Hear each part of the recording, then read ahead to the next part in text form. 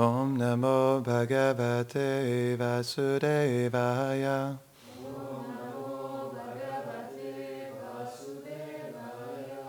Om Namo Bhagavate Vasudevaya.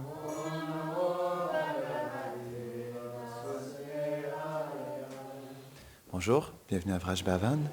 Aujourd'hui, nous allons continuer le verset 44 du chapitre 9, le premier chant du Srimad Bhagavatam. Sampadyamanamagaya Bhishmam Brahmani Nishkale Sarve Babhuvuste Tushnim Vayam Shivadinatyaye. Traduction. Tous ici présents restèrent silencieux, comme des oiseaux au crépuscule, sachant que le grand et le plus glorieux Bhishma était entré dans la béatitude finale et qu'il avait atteint le plan de la transcendance. Nous continuons le commentaire. Mais celui que Krishna a doté d'intelligence comprend qu'à ce moment, Bhishma, dans une forme invisible, était encore avec lui, et que, dans la prochaine apparition du Seigneur, Bhishma viendrait aussi. On ne doit pas penser qu'il a atteint la libération impersonnelle. Si Krishna lui avait donné cela, ce qui n'était pas le but et le sentiment de son associé éternel, il l'aurait triché. Il serait inapproprié pour le Seigneur de donner des résultats forcés, non désirés.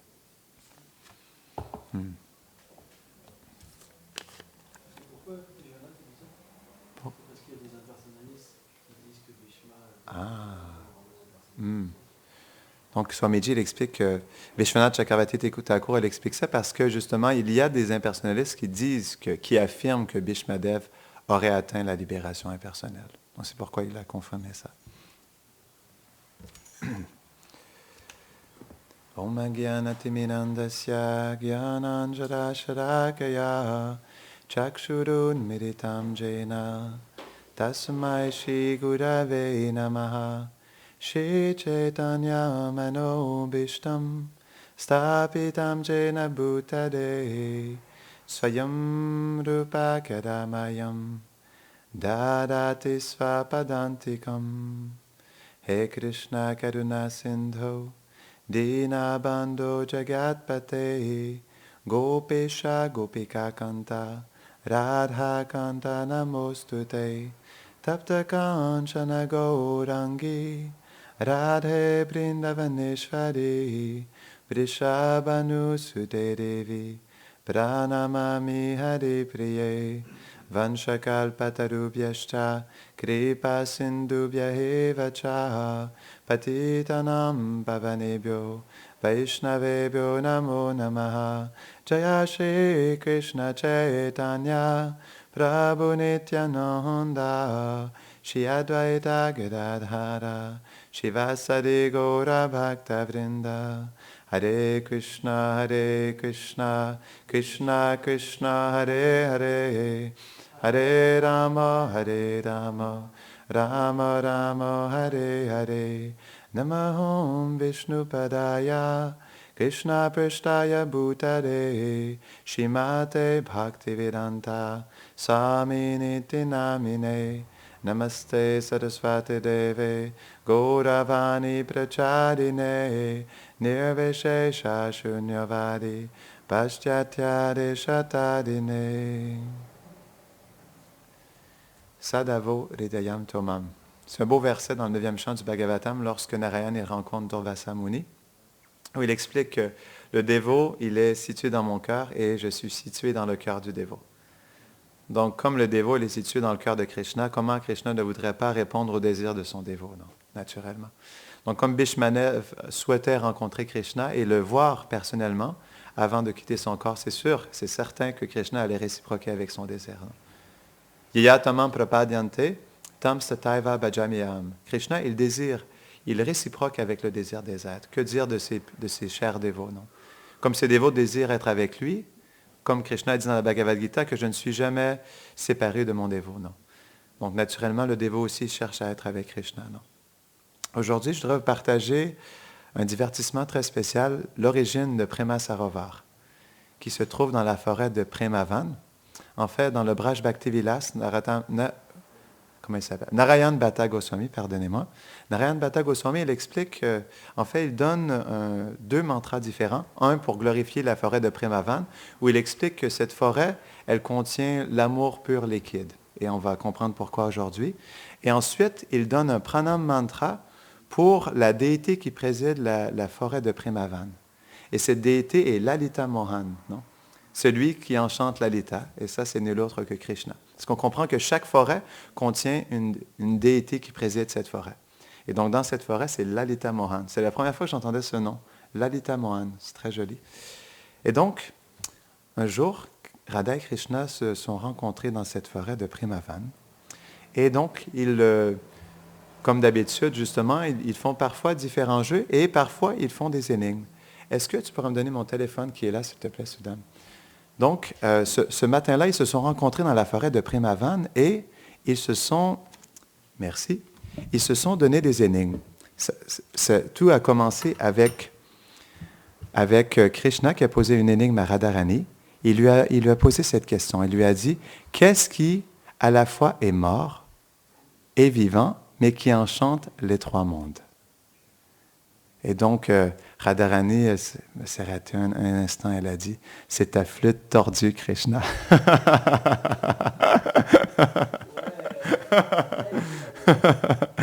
Et donc, ensuite, Radharani, elle a posé aussi une énigme à Krishna. Elle lui a dit, qu'est-ce qui est à la fois jeune, mais aussi vieux, en même temps attaché, mais libéré, et aussi qui est la demeure de l'obscurité et de la duplicité, mais qui à la fois reste pur. Et donc Krishna, il a dit, c'est moi, Krishna. Donc Radha et Krishna, ils font souvent des énigmes comme ça quand ils se rencontrent. Et ce matin-là, justement, ils ont eu le désir de se poser des questions de la sorte, des énigmes. Et donc, par la suite, il y a un immense bourdon qui est apparu dans cette forêt, non, une abeille. Et donc, comme le corps de Radharani est comme un lotus en éclosion, donc quand il s'est rapproché du corps de Radharani, il a senti en fait la douceur du visage de Radharani. Et à ce moment donné, Radharani, elle a bâillé, et donc il a senti la douceur de son souffle, le parfum de son souffle, et l'abeille était complètement intoxiquée, et donc elle a voulu butiner en fait le parfum de son souffle. Et elle s'est rapprochée du visage de Radharani, mais elle était très grosse, l'abeille. Et donc, lorsque Radharani elle a vu cette abeille se rapprocher de son visage, elle a eu peur. Et là, elle a essayé de faire fuir l'abeille. Chou, chou! Et donc, l'abeille ne voulait pas partir. Et là, malgré le fait que Krishna il était à côté, elle s'est mise à crier « À l'aide! À l'aide! À l'aide !» Et donc, Madhu Mangal, qui à ce moment-là gardait Oh, on va trop vite. Madhu Mangal, qui à ce moment-là, il était le gardien de cette forêt à ce moment-là, mais il s'était endormi parce qu'il avait mangé trop de sweets et de mangue. Donc, il était complètement endormi sur le bord de la forêt. Mais malgré tout, lorsqu'il a entendu Radharani crier à l'aide, il s'est immédiatement réveillé. Non? Et donc là, il est rentré immédiatement dans la forêt et il a vu cet immense bourdon qui, justement, tournoyait alentour du visage de Radharani. Et je vais vous partager exactement ce qu'il a dit lorsqu'il a vu cette chose. « Oh, espèce de voyou !» Donc là, il parle au bourdon. « Espèce de voyou, comment oses-tu attaquer la princesse de Barshan en présence de son gardien Sri Krishna et avec le ministre de la renommée mondiale, Madhu Mangal, à proximité. » Donc là, Madhu Mangal, il a commencé à courir après l'abeille, donc il a fait fuir l'abeille, il est sorti du kund avec l'abeille. Et donc ensuite, il est revenu, et lorsqu'il est revenu, il a dit « Ah, Madhusudan est parti, Madhusudan est parti. » Mais lorsque Radharani a entendu ça, Madhu, non, mais en fait, il explique Madhusudan à ce moment-là, Madhusudan, ouais. Ça, c'est dans l'acte 5 du Vidagdha Madhava de Rupa Goswami. Et dans cet acte-là, justement, Rupa Goswami, il décrit que Madhu Mangal, il était là, et là, il a dit « Madhusudan est parti, Madhusudan est parti. » Et lorsque Radharani a entendu Madhusudan, elle pensait que Krishna, il était parti. Et donc, elle s'est mise dans la séparation. « Ah, Madhusudan est parti, Madhusudan est parti. » Et donc, immédiatement, elle s'est mise dans un intense sentiment de séparation, malgré le fait que Krishna soit juste à côté d'elle. Et ça, c'est ce qu'on appelle prema vachitya. Nos acharyas expliquent qu'il y a 4 sortes de séparation. Il y a purvarag, il y a mana, prabhasa et prema vachitya. Purvarag, c'est expliqué, je crois que c'est dans l'Ujjvala Nilamani, ces 4 sortes de séparation sont expliquées. Et purvarag, c'est la séparation dans l'anticipation. On le voit bien avec Rukmini. Rukmini, elle n'avait pas encore vu Krishna. Elle était dans le royaume de son père, mais elle avait entendu parler des gloires de Krishna, de ses qualités, de ses divertissements. Et donc, comme elle a entendu parler de Krishna, elle avait un profond désir de rencontrer Krishna. Malgré le fait qu'elle ne l'avait jamais vu, dans cette anticipation, elle ressentait une profonde séparation de Krishna. On le voit dans la lettre qu'elle a écrite pour Krishna, qu'elle désirait se marier à lui, qu'elle désirait ardemment être son épouse. Non? Et donc ça, justement, cette circonstance avec Rukmini nous montre bien ce sentiment de Purvarag. Et Bhaktivinoda Thakur aussi, il explique dans son commentaire du Shikshastakam que Purvarag est le seul sentiment de séparation possible pour les âmes conditionnées, qui sont dans l'anticipation de rencontrer Krishna. Donc ce sentiment est possible. Ce sentiment de séparation, il est possible et légitime pour l'âme conditionnée qui cherche à rencontrer Krishna pour la première fois. Non? Mais aussi, c'est expliqué par nos acharyas qu'un autre sentiment de purvarag est lorsque les gopis, lorsqu'elles sont de jeunes filles, n'ont pas encore rencontré Krishna, mais l'ont aperçu à certains moments donnés, non? Ont aperçu ce jeune et ce charmant garçon, non? Et donc, qu'elles ont aperçu Krishna, elles ne l'avaient jamais rencontré personnellement, mais elles souhaitaient aussi, elles commençaient à développer la séparation de pouvoir rencontrer Krishna. Non? Et donc, elles se réunissaient par la suite et elles glorifiaient les qualités de ce jeune et charmant garçon. Et donc, dans ce sentiment, elles se sentaient séparées de lui et elles étaient dans l'anticipation de retrouver Krishna. Donc, ça aussi, c'est purvarag. Et donc, ensuite, l'autre sentiment de séparation est mana. Mana, c'est lorsque, par exemple, une gopi ou un gopa est avec Krishna, mais malgré le fait qu'il ou elle soit avec lui, il sent une séparation imminente. « Ah, bientôt, je vais devoir le quitter, je ne serai plus avec lui. » Et donc, malgré le fait qu'il soit avec lui personnellement, il sent la séparation imminente qui va se produire très bientôt. Non? Donc, ça, c'est une autre sorte de séparation. Ensuite, il y a prabhasa. Prabhasa, c'est lorsque Krishna quitte Vrindavan et qu'il va très loin, non? Et donc, il met tous les résidents de Vrindavan dans le prabhasa, non? Dans la séparation de Krishna.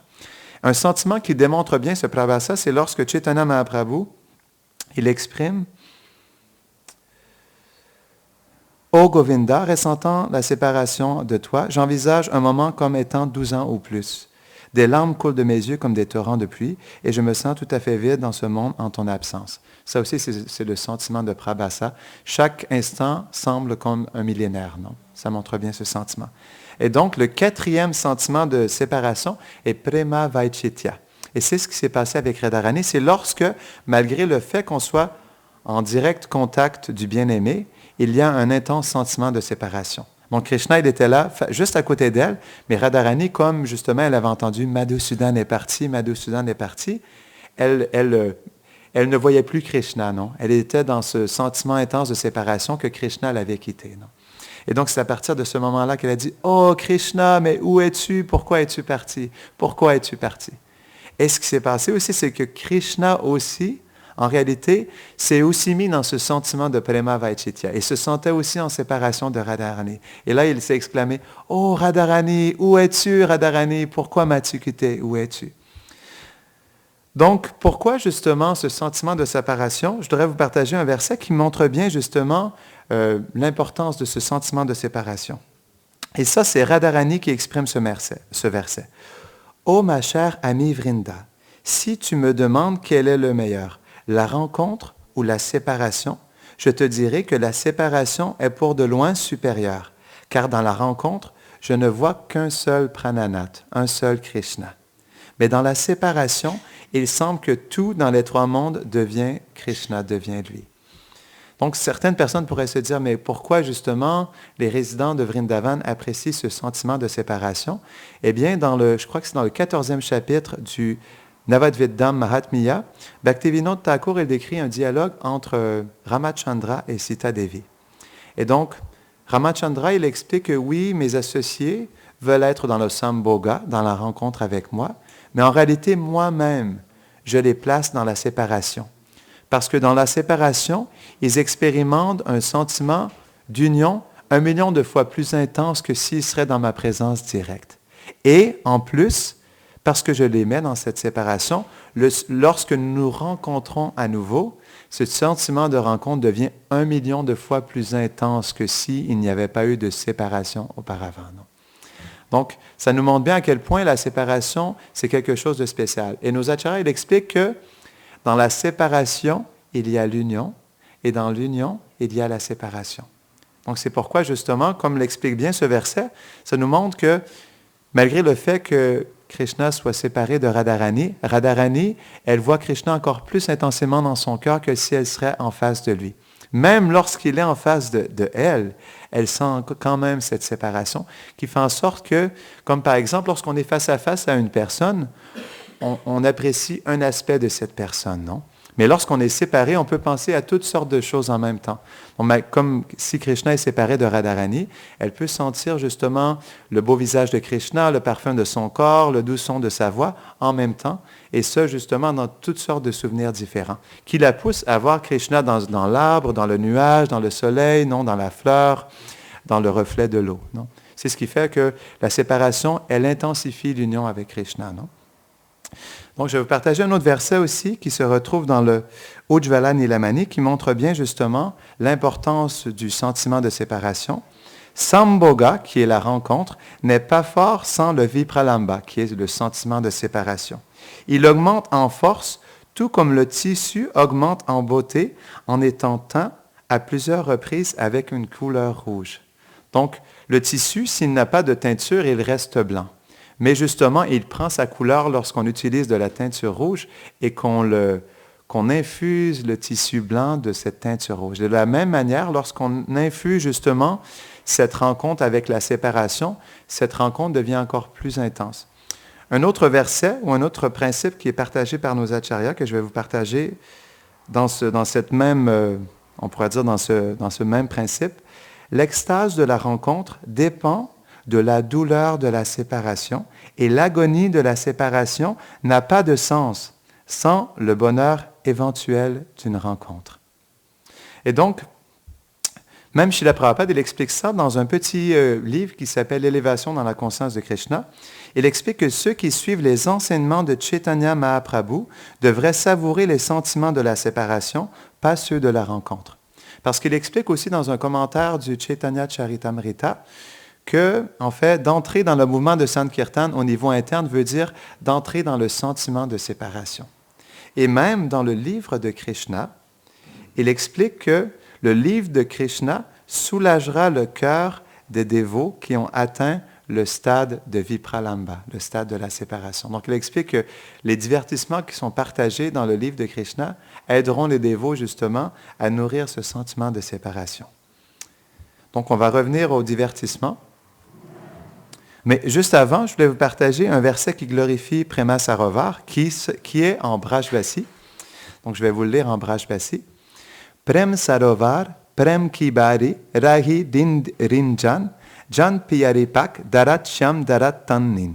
Prema Sarovar est toujours rempli d'amour divin. Piyari Radha y garde ses pieds pareils au lotus, et Krishna désire garder ses pieds pareils au lotus dans sa vision, lorsqu'il la regarde. Donc, Prem Sarovar est un endroit très spécial parce que c'est à ce moment-là que lorsque Radha et Krishna se rencontrent, malgré le fait qu'ils se rencontrent, ils sont dans une intense séparation. Et donc, ce qui s'est passé, c'est que, comme à la fois Radharani et Krishna étaient en séparation, même les gopis qui étaient présentes, il y avait des milliers de gopis qui étaient présentes, elles aussi, lorsqu'elles ont vu justement cette séparation de Radha et Krishna, se sont senties profondément choquées de voir cette séparation et c'est expliqué qu'elles sont devenues paralysées comme un arbre. Elles n'arrivaient plus à bouger et la seule chose qui bougeait dans leur corps étaient les larmes qui coulaient de leurs yeux. Et donc Radha et Krishna pleuraient dans cette séparation.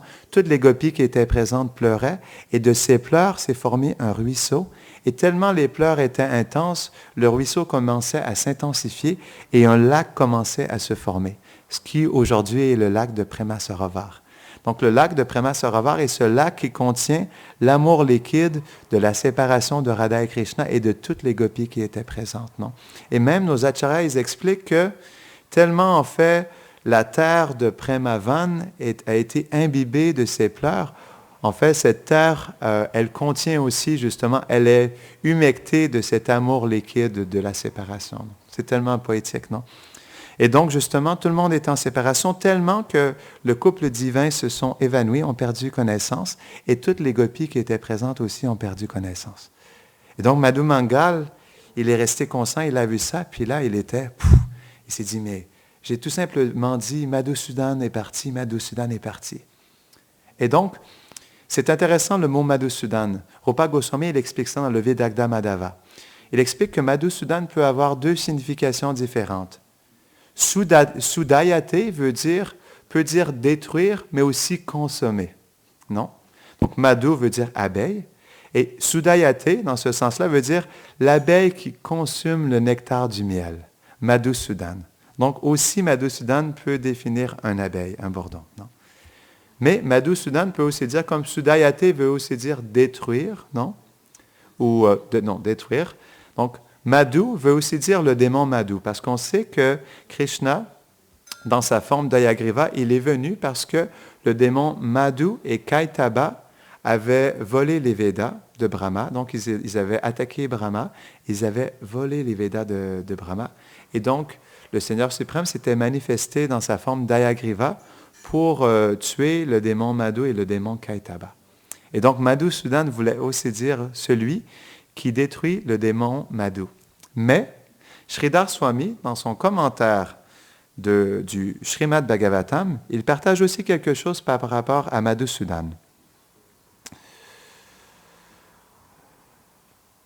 Le faux ego est aussi doux que le miel et réside dans le cœur de chacun, faisant oublier sa propre identité. Cela enivre tout le monde.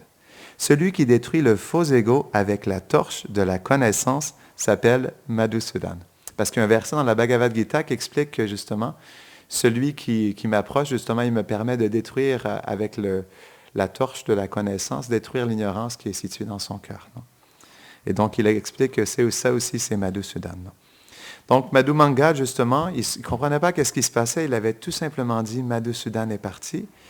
Et donc, il a essayé de réveiller Radha et Krishna. Donc, il s'est rapproché du couple divin. Réveillez-vous, réveillez-vous. Non, vous êtes ensemble. Vous êtes un à côté de l'autre. Donc, il est allé voir les gopis. Réveillez-vous, réveillez-vous. Vous êtes tous l'un à côté de l'autre. Non? Et donc, malheureusement, personne ne se réveillait.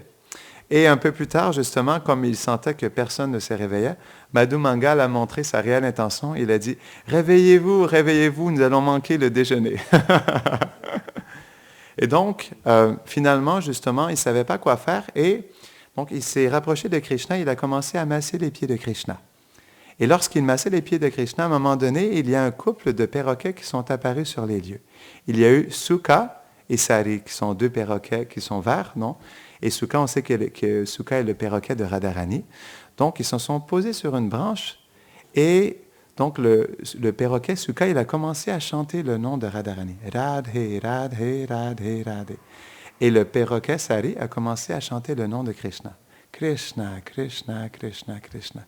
Et donc, c'est expliqué par Rupa Goswami qu'en chantant en fait le nom de Krishna et Radhe, ça a été comme un antidote qui est venu guérir le poison de la séparation qui avait justement attaqué Radha, Krishna et toutes les gopis qui étaient présentes. Non? Donc, lorsqu'ils ont entendu le nom de Radha et Krishna, ils se sont réveillés en entendant ces doux noms. Donc, ils se sont réveillés. Et ensuite, ce qui s'est passé, c'est que lorsqu'ils se sont réveillés, ils ont réalisé qu'ils étaient tous ensemble. Ils ont commencé à chanter et à danser ensemble et à faire un festival, en fait, de chant et de danse. Non? Et donc, finalement, justement, ils sont sortis de la séparation et dans cet échange, ils se sont finalement retrouvés. Mais ce qui s'est passé, c'est que, comme justement, il y avait une intense séparation dans cette forêt de Prema Sarovar, tous les résidents de Vrindavan avaient entendu parler de ce divertissement. Ce qui a été expliqué, c'est que, en fait, Madhu Mangal, comme il avait assisté à tout ce qui s'était passé, il est retourné à Vrindavan et, justement, il a commencé à partager l'histoire de Prema Sarovar. Et les perroquets Sukha et Sari, qui étaient aussi présents, se sont promenés dans les différentes forêts de Vrindavan et ont glorifié le divertissement de Prema Sarovar. C'est expliqué aux oiseaux, aux animaux et aux insectes des forêts de Vrindavan. Donc pratiquement tout le monde était au courant de ce divertissement de Prema Sarovar, non? Et donc tout le monde voulait visiter ce lieu spécial de Prema Sarovar. Mais pour les résidents de Vrindavan, c'était un peu délicat d'aller à cet endroit parce qu'il y avait encore ce sentiment de Prema Vaitshitya qui était profondément présent, non? Et donc, les résidents de Vrindavan se sentaient un peu mal à l'aise justement d'entrer dans cette forêt parce qu'on sait qu'en principe, ils ne veulent pas être séparés de Krishna. Et donc, comme ils entraient dans cette forêt, ils sentaient l'affre de la séparation et ça les plaçait dans ce sentiment de séparation, non? Et donc, Krishna, il a vu justement que les résidents de Vrindavan, ils se sentaient malaisés justement de cette intense séparation. Et donc, il y a eu un arrangement qui s'est fait pour changer on pourrait dire changer ce sentiment de séparation intense qui était encore présent. Et nos acharyas expliquent que c'est comme par exemple le camphre. Si on prend un bloc de camphre pur et on le laisse dans une pièce et on l'enlève par la suite, le parfum du camphre sera toujours présent. Mais c'est la même chose aussi avec le divertissement de Prema Sarovar. Même s'il était terminé, le parfum de la séparation, il était toujours intensément présent. Et donc, pour changer un peu cette humeur, ils ont décidé de faire le festival de Holi, le festival des couleurs à cet endroit. Et donc, les Gopas et les Gopis, comme deux armées, ont préparé justement toutes sortes de différentes couleurs. Et c'est expliqué qu'ils ont ramassé ces couleurs à 3 endroits différents. Selon vous, dans quels endroits ont-ils ou elles trouvé ces couleurs pour faire le festival de Holi? 3 endroits différents sont expliqués. Leurs parents, directement de leurs parents, des arbres à souhait, parce que les arbres à souhait peuvent tout donner, et aussi des storages de Vrindadevi. Non? Parce qu'on sait que Vrindadevi, dans les... Pardon? Ah, les greniers, parce qu'on m'a dit storage, mais je ne trouvais pas le mot exact. Le grenier, d'accord, merci. Donc, Vrindadevi, elle a toutes sortes de greniers dans différentes forêts de Vrindavan pour que, lorsqu'il y a un festival spécial, pour que tout soit disponible pour que le festival puisse commencer, non? Et donc, à ces 3 endroits, ils ont demandé à leurs parents parfois pas de la poussière, mais de la poudre de couleur, mais parfois aussi de l'eau mélangée avec du santal et aussi de différentes couleurs pour pouvoir justement, avec des seringues, lancer de l'eau colorée, non? Et donc, ils avaient justement ramassé toutes sortes de provisions de couleurs. Et donc, Krishna, il a organisé un plan pour commencer la guerre. Donc, Krishna, il s'est dit, Madhu Mangal, tu vas aller dans le camp des gopis et tu vas essayer de par une histoire, non par une excuse, tu vas essayer d'attirer leur attention pour que nous, on se faufile derrière elles et qu'on les attaque par derrière avec une ruée de liquide coloré et de poudre colorée. Non. Donc, Madhu Mangal, il est entré dans le camp des gopis et lorsqu'il est allé voir les gopis, il a dit, « Oyez, oyez, donc je suis un grand brahmana et donc comme je suis ici présent, vous devez m'offrir quelque chose, non? Pourquoi comme je suis un grand brahmana et je sais que vous avez toutes sortes de sucreries, pourquoi ne m'offrez-vous pas de belles sucreries, non? » Et donc les gopis ont dit, « Quoi? Des sucreries à toi, Madhu Mangal? Mais que dis-tu? » Et donc Lalita Sakhi, elle a dit, « Attaquez-le! » Et donc, c'est expliqué que les gopis, en fait, juste avant ça, parce qu'elles s'étaient préparées pour la guerre, elles avaient préparé des milliers et des milliers de pots, parce qu'on avait dit que ce n'est pas seulement des poudres, mais c'est aussi du liquide qu'ils placent dans des seringues pour faire la guerre, non? Et donc, elles avaient préparé des milliers et des milliers de pots. Certains pots étaient de liquide mauve, certains roses, rouges, de toutes sortes de couleurs. Et donc, elle a demandé aux gopis de prendre les pots remplis de liquide coloré et de le verser sur la tête de Madhu Mangal. Donc, elles ont complètement attaqué Madhu Mangal. Et donc là, Madhu Mangal s'est écrié à Krishna, « Krishna, Krishna, aide-moi, je n'arrive plus à bouger, je suis complètement aveuglé par le couleur. S'il te plaît, elles m'ont attaqué, aide-moi, aide-moi. » Et donc là, Krishna, il a vu que finalement, le plan n'avait pas marché. Et donc, Krishna a dit, « À la charge! » Donc, Les Gopas se sont rués vers les Gopis et donc une intense guerre s'est ensuivie et c'est expliqué qu'il y avait tellement de couleurs qu'on n'arrivait plus à rien voir dans le ciel, tellement le ciel était coloré du liquide. Les Gopas étaient remplis de couleurs, les Gopis, tout le sol de Vrindavan était rempli de couleurs. Non? Et à un moment donné, lorsqu'ils se lançaient des poudres d'œuvrage, des poudres colorées, il y avait tellement de couleurs dans le ciel qu'on n'arrivait plus à rien voir. Et donc, Madhu Mangal, comme il aime justement faire des annonces, comme il est le brahmana, il a fait cette fois-ci une autre annonce parce qu'ils n'arrivaient plus à rien voir tellement que même les gopis lançaient des poudres sur les autres gopis aussi. Parce qu'on ne savait pas qui était l'autre dans ce nuage de couleurs intenses, non? Et donc, Madhu Mangal, il a dit, « Gopal, Gopal, prends ta flûte et joue tendrement de ta flûte. » Donc là, Krishna, malgré qu'il n'arrivait plus à rien voir, il a pris sa flûte, il a commencé à jouer de la flûte. Et lorsqu'il a joué de la flûte, immédiatement, en fait, toute cette poudre de couleur s'est déposée sur le sol. Mais à partir de ce moment-là, les gopis pouvaient voir où était Krishna, non? Donc, c'est expliqué qu'il y a eu des milliers et des milliers de gopis qui se sont rués vers Krishna comme Madhu Mangal et qui ont bombardé Krishna de poudre de couleur et qui l'ont justement aspergé de toutes sortes de liquides colorés. Et c'est expliqué que Krishna, il était complètement coloré de la tête aux pieds de toutes sortes de couleurs. Et donc, une fois qu'ils ont terminé ce divertissement, nos acharyas expliquent quelque chose de très doux. Ils expliquent que le festival de Holi, en fait, qu'est-ce que le festival de Holi réellement? C'est un échange, le fait de donner de l'affection et le fait de recevoir de l'affection. C'est pourquoi, en fait, ils font ce festival de Holi. Non? Et donc, une fois qu'ils avaient terminé, donc, comme ils étaient tout près de la rivière Yamuna, les Gopas sont allés dans un endroit de la rivière Yamuna et se sont baignés pour enlever les couleurs, les Gopis aussi.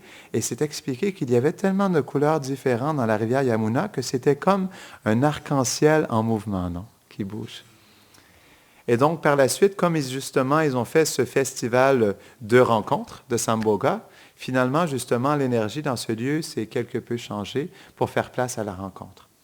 Mais malgré tout ça, ce moment, justement, de Prema Vaitshitya, de séparation, non, a poussé Krishna à vivre un sentiment très intense. Suite justement à cette intense séparation, il s'est dit, mais pourquoi devrais-je rester ici? Et c'est à partir de ce moment-là. Ça a été le moment décisif qui a poussé Krishna à quitter Vrindavan et aller à Mathura. Parce qu'il s'est dit, mais pourquoi devrais-je rester? Même lorsque je suis avec Radharani, elle se sent séparée de moi et elle vit une angoisse, non? Et il explique d'un autre moment donné où il était avec Radharani, même une fois, un moment, j'étais en face de Radharani et malgré le fait que j'étais face à face avec elle, elle sentait l'intense séparation de moi et lorsqu'elle m'a regardé, elle pensait que j'étais une gopie. Elle a posé un brin d'herbe entre ses dents, elle s'est agenouillée devant moi, elle m'a dit « Oh gopi, non, oh Saki, s'il te plaît, dis-moi où est mon bien-aimé Krishna. Je cherche mon bien-aimé, dis-moi où est Krishna. » Et donc, Krishna, elle disait, même lorsque je suis avec elle, elle sent une intense séparation. Alors, pourquoi je reste ici? Je serais mieux de partir, et dans le fait de partir, je pourrais toujours les laisser dans le souvenir de ma personne. Comme on avait expliqué tout à l'heure, Krishna, comme Ramachandra l'explique, il force justement ses associés à être dans sa séparation, parce que dans la séparation, il y a une rencontre 1 million de fois plus intense. Et justement, cette séparation les pousse, lorsqu'ils se rencontrent, à avoir une rencontre 1 million de fois plus intense. Non? Et donc, ça a été ce moment décisif qui a poussé Krishna, justement, à partir, à quitter Vrindavan pour aller à Mathura. Non? Donc, c'est ce qui termine, en fait, ce divertissement de Prema Sarovar. Mais je voudrais vous partager seulement quelques points un peu pour nous faire apprécier un peu plus ce qu'on a partagé aujourd'hui.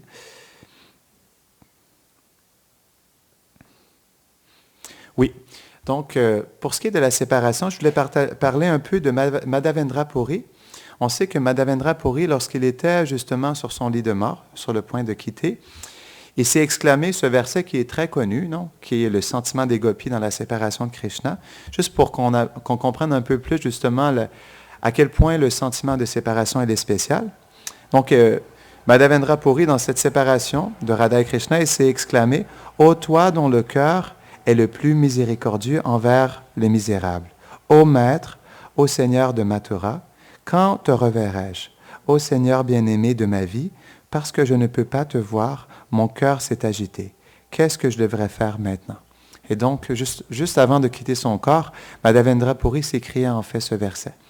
Et un de ses disciples qui était à côté de lui, Ramachandra Puri, lorsqu'il a entendu Madhavendra Puri parler de la sorte, il s'est exclamé, il a dit, « Oh, mais Gurudev, mais pourquoi parles-tu comme si tu serais un matérialiste qui souffre dans la séparation? » Et donc, lorsque Madhavendra Puri a entendu ça, il a été dégoûté justement de ce que Ramachandra Puri lui a exprimé.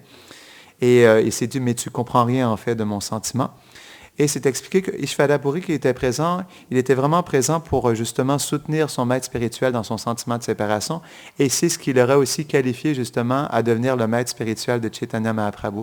C'est qu'il a été là au dernier moment de Madhavendra Puri pour l'assister dans son sentiment le plus intense de séparation du couple divin. Et c'est ce qui justement l'aurait qualifié à devenir le maître spirituel de Chaitanya Mahaprabhu. Donc juste pour terminer,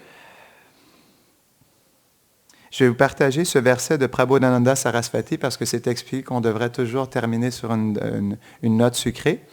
Donc on va terminer avec ce verset qui se retrouve dans le Vrindavan Marimamrita. Si quelqu'un se rend à Vrindavan, à quoi sert-il d'aller dans des millions d'autres de lieux de pèlerinage? Si l'on entend le chant des oiseaux de Vrindavan, alors à quoi lui servent tous les Védas? Si l'on récite les noms des arbres et autres entités vivantes à Vrindavan, alors à quoi lui sert une multitude de prières et de mantras? Si l'on voit Vrindavan, alors à quoi nous sert-il des millions d'opulences? Donc c'est ce que Prabhupada Sarasvati il explique dans le Vrindavan Mahimamrita. Jai Prema Sarovar ki, Jai Vrindavan Dham ki, Jai.